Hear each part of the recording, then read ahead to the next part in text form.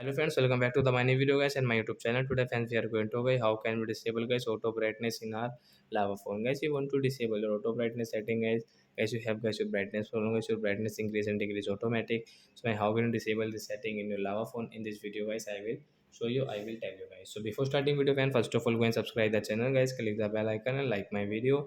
So first of all guys you will have to on guys your phone setting to disable your auto brightness setting. So we will turn on our phone setting. Why we will scroll friends, you can see phone display setting friends, tap here guys. So friends, you can see guys your active brightness setting friends, you will have to click here friends, and get right side get this icon guys, you can this enable.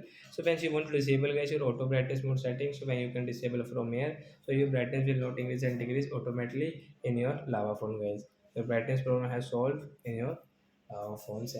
So that's it guys, thanks for watching the video guys, we will meet on next video guys with new topic. Before going guys, please go and like the video, subscribe the channel. Bye bye friends, thanks for watching the video guys.